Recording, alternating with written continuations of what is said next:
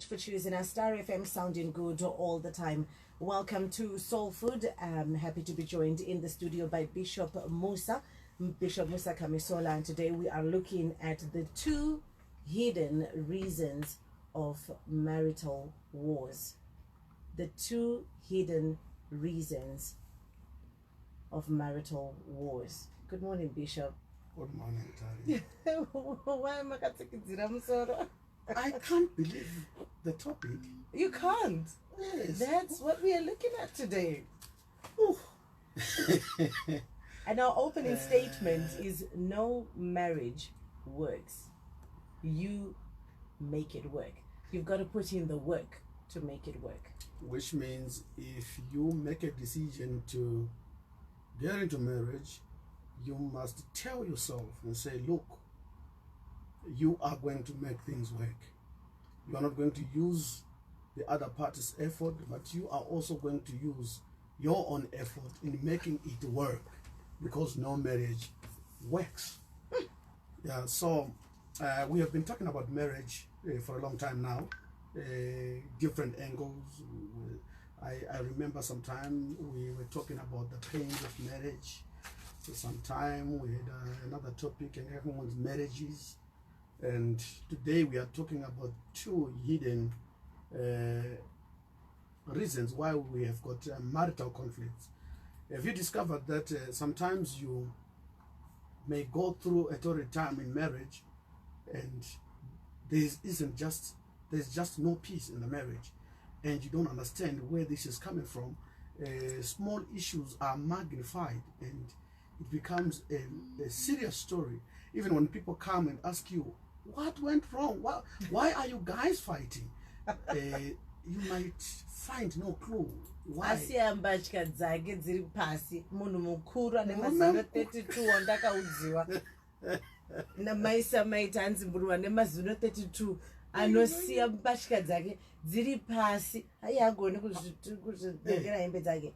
munhu every day ndianobika panapa unongowanza munyu unoshati munyu here waitira kuti munhu amise manganda pamhanza kudaro.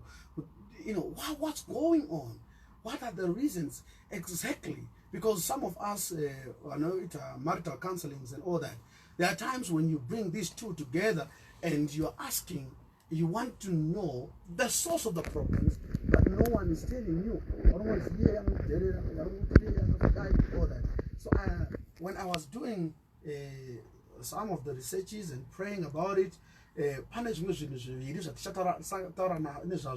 these 2 weeks, today then as we go deeper. So first we are talking about expectations.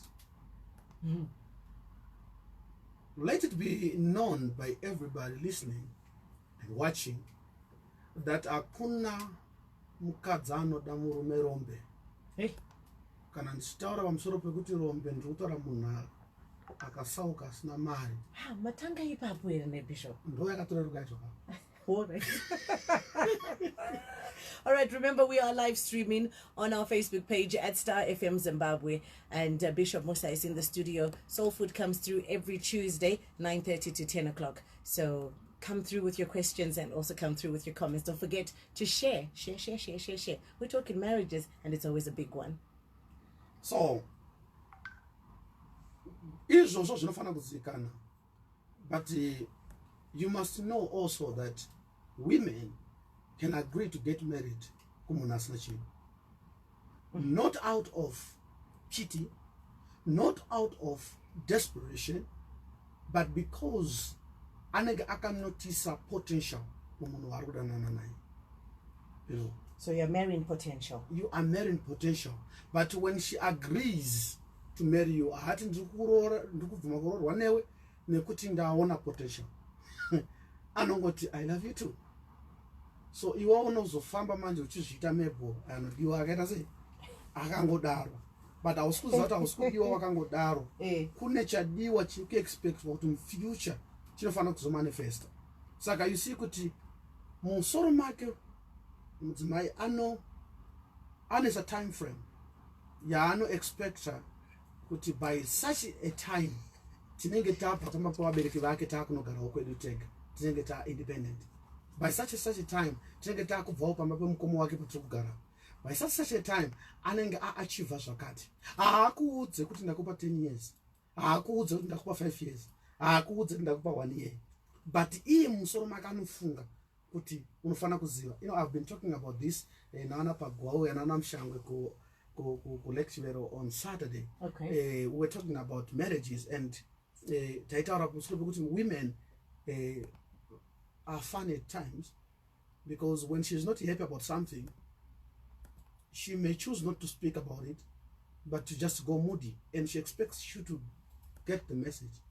Unexpected, uzive kuti why are you moody? And you know, some of us men, when we come home and we see you like wakafututa, and we say, or sort of saying, you're like, we just say, ameno, mashabe mushakwa vanangamba, kana zenge right ujataura hake, dotoenda hango pa newspaper kana kuenda pa phone. And it triggers a lot of my assumptions are anoita inside of them, and they expect you to know.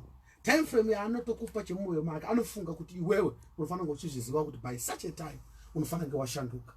And then, you know, when that happens, friends will always comment, kone iwe rombeyu chiko wakadisiwa asi wa desperate anenge achidefender achitaura kuti you don't know this man. This man has got a lot of potential. Ndakatarisa mama nekikini mapepa yake kuchikoro wakapasa for music, wakaenda kuuniversity une degree po paya musamona achiita zvaanoita zvozviyazvo, you know, anenge achidefender. Chaari kudefender asi iwewe ari kudefender time frame, pane paari kuziva kuti uchaprova vanhu wrong. Ari kudefender choice yake, ari kudefender choice yake. So now time iya ikakwana yausingazivi kuti yakwana, yawanga usingadombozivi kuti iripo, ukasachinja anotanga kupera tariro. So izvozvo kuti akuudze kuti ndanga ndichiexpected by now uchange kuzvimiririra wababa, pesa pandaienda ndini kubasa ndiri right tichidya mari yepei yangu ini. I was not expecting this to be forever. Yes. I've been ndanga ndichikusesekedza kuti by now unge wakuitawo zvimwe zvinhu, now wakuboha haagone kukuudza izvozvo. What will happen is kuti ma-frustrations ake anotanga kumanifestera mune zvimwe zvinhu zvangazvotagwa payana tari kuti anomanifesta kuti rauzi rasara riri pafloor pawachinja hembe, anomanifesta pakunyima bamunini sadza kana chikafu hama dzako chemumwe anenge achiti dai vaiziva kuti hanzvanzi yavo haina chainotenga pano, vachitokutombaya mwadhiringi kusvika sika ramukota kudai ndichienda kuti ndiri kunoshanda. Saka munogona kufunga kuti achinja, haana kuchinja. Une constitution yaanga akagadzira iye naiye vari two kuti by this time zvinhu zvinofanira zvashanduka. Saka pazvinoratidza kuti hazvina kushanduka, anochitanga kubuditsa manje kusava content kwake, and anotya kuti akabuditsa pachena kuti ndaifunga kuti by now unenge wamusvinu Agoti from where? Anokuti yuko Time frame yauri kutaura kuti by now iri kubva kupi? Saka you see, anozongotanga kuita zvinhu zvimwe zvokuti kana mukangonesana kadiki unowanza achitoti kana zvitongonetsaka zviri nani tisiyane, and you're like, or where is this coming from? Asa ane boyfriend nyowani ugoedza kutresa ugona hakuna, but still she's now a frustrated woman. Nothing chinoitwa newe chinomuimpress. Is it a frustrated woman or it's also frustrated men? Is it just the woman who marries potential, or sometimes there are men that go after potential? There are men that go after potential, but not to the extent ematmai, because a man is always expected to be leading the family and taking care of the family. And you know, there are men also who marry potential. I think we'll talk about it, especially when they expect you to give birth to children. There are men who are obsessed with having children. There are others who don't have any problem whether was Zara after 15 years, they don't care. But there are those who expect you to in a marriage the fruit of the womb must come, and then izvozvo zvikasaitika zvinomanifesta futi.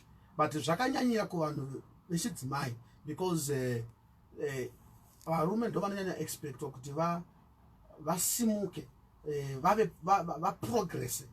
You know, what I can say is progress is a necessity in marriage. There has to be progress in every area. Whether there has to be progress.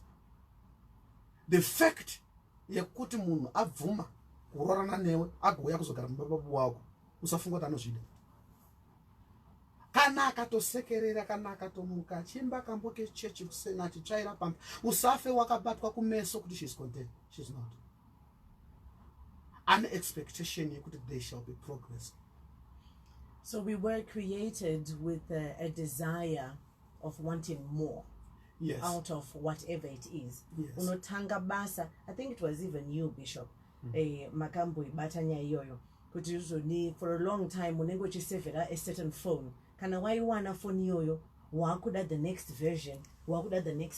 Yes. So each and every one of us was created to want more out of whatever it is, out of life, marriage, work, etc. Indeed. Okay. If you're a woman and you become pregnant, maybe after some time, when people were expecting you to be pregnant and you're not, then eventually you become pregnant, that becomes news. And you discover that you're pregnant, usabatwa kumeso nemakorokoto avo avadi nhumbu, vanoda result ichabva munhu anova mwana. So there has to be progress panhumbu yako. Ikaramba ingori pa 3 months ipapo hazvichaiti. So now 9 months ikakwana, mwana anofanirwa kubuda. Mwana kana abuda, uchaona vaya vakamboti makorokoto kunhumbu vachadzoka futi namamwe makorokoto apa anotori nemapresents nawo, atone zvinhu unoona nedishi, unoona nezvii uri kunzi makorokotoi, mwanakomana, mwanasikana, matizvarira tete pano and all that. Usabatwa futi kumeso kuti vanoda mwana. Vari kuda mukadzi mukuru achabva mumwana wazvarwawo. Vari kuda murume mukuru. Mwana iyeye anofanira kuprogressa. Saka kana chaane gore, chaane 2 years, akangoramba akati zivha ipapo nozoti mwana akakwana ero. Madi kumbofamba naye ambononamatirwa kana kumbonobvunzirwa. Why vari kuexpecta kuti by then chinofanira chakupoda buda mapureta avanhu chakumhanya. There has to be progress. Mwana akamira so kutanga kumira kutanga so zvinotange zvashamisa nevakamirawo vacho unachiti mira kwasara vanenge vachifamba vachimukuza, you know. Ngaasabatwe kumeso mwana uyo achifunga kuti vanhu vanofarira kuti amira chete. Vari kuziva kuti kana wamira chasara kufamba, kana wafamba chasara kumhanya. There has to be progress in life. I like this. Saka iwewe ukafunga kuti wafarirwa nemurume wako, zvatokogara, hauchazvi-upgrade, hauchazvidii. Progress inodiwa. Progress yourself. Saka ukasaprogressa, unogona kusaudzwa kuti sei usiri kuprogresswa. Unoudzwa nezvimwe. Zvinozouya musauti yawanda. Zvinozouya muhama dzako dzavhizita. Zvinozouya mune zvimwe zvinhu zvekuti kana taakutaura padare paye, nyaya yacho tinoishaya kuti ndeipi nyamba iri hidden. Saka tati hidden reasons. It's hidden. Haagone kuitaura, ndaakaitaura anonzi wabatwa nemweya wounzenza pamupane murume waaona ane mari. Saka anoramba akatsika kuti izvozvo ini zvinotondishota.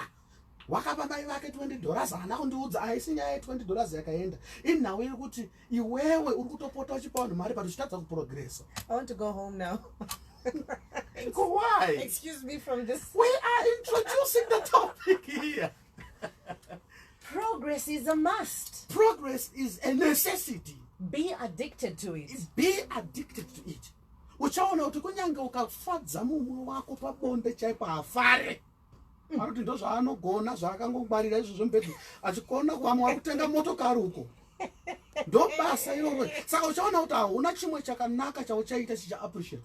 Ndo unozoti, I appreciate everything that I do for her. She doesn't appreciate. No. Kune kwaari kuexpecta kuti unofanenge wamusvitsa. ndopaona nyaya mai nhingi vatenga stand mambosizereti baba nhingi vatengera mudzimai wamotokari haasi kuti ziva nyaya dzemota makuhwaya ari kukuudza kuti waona zviri kuitwa navamwe varume vasvinunge iwe haagone kukuudza that way. But ndopavanozotanga kuita problem futika kuti zvoni why uri kundicompare why uri kundicompare saka iwewo manje hausi kugeta message haisi comparison uri kuonekwa kushayikwa kwako progress kushama kwaunenge waita kuti yes vhura muromo senyana nyana inenge akagara mudene hada feed me amana vangane vakaudza partner wake kuti uri kuno vangane vanokwanisa kuudza partner kuti you are not satisfying me in bed. Uchaona kuti kunyararwa kwazvo hazviroti hazvipo kune kwazvichabudira kune kwazvinomanifestera